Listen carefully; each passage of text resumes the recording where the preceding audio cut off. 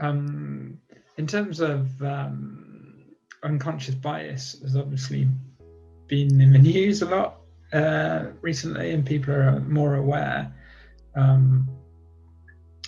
Do you have any tips for people, so to make people more aware of their own unconscious biases? Well, first thing, to people who never heard about unconscious bias, it's something that I do also with my workshops, is let's test our bias, right? There is Harvard created this implicit bias test. This implicit bias test is the first step to understand your bias. They have all the lists like gender, race, sexual orientation, etc., of every single kind of discrimination in existence. So you can choose your category and just go there, do the test, and you understand where you are biased.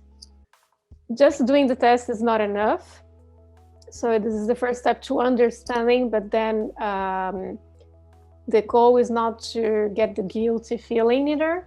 It's to take a step back, understand where I am actually in my consciousness about my unconscious bias, and take actions, how I correct them. What's the reaction from people when they have the training, after or before, when people are asked to take the training? Well, until now, I see companies inviting their and really encouraging their employees to join.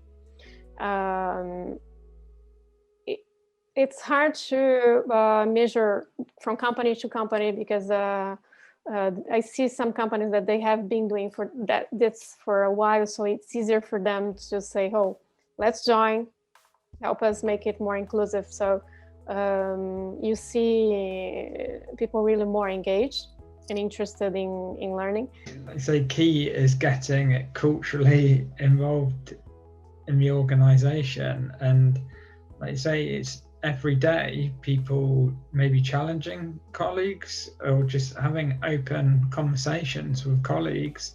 Maybe they see something or hear something, having a open dialogue with each other, rather than thinking, is someone really saying that? It's a kind, that's why it's important to create this allyship environment, right? When the person is not in the room and someone is saying something discriminatory, stereotyped, how you can actually speak up for this person. As soon as you have awareness about that, and you learn how to correct your bias and to pay attention to others' bias, you need to take action. Otherwise, you're passive. I can give you many examples of how to be an ally and advocate at the same time, and also mentoring programs, sponsorship programs are very important to make advance and help minorities actually be heard and seen. If I'm a manager or a CEO or a founder of an organization,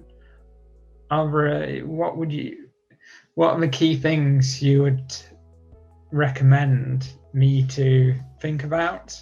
To keep learning and correcting and self-educating yourself, like looking for a source for, there is many books, there is help as well as advisors, like professionals like me, where the area you live as well. Nowadays we have remotely as well, professionals everywhere, because if you think alone it's hard, always easier asking for help, right? So be aware, ask for help, be open to this help as well. That's what I say to leaders. Sometimes I'm hired by a leader, and they hire you because they know of the need for the company, but they really need to be open to receive this help. Otherwise, there is a resistance in the change, right? being humble, open to this vulnerability, it's the key to advance in this change.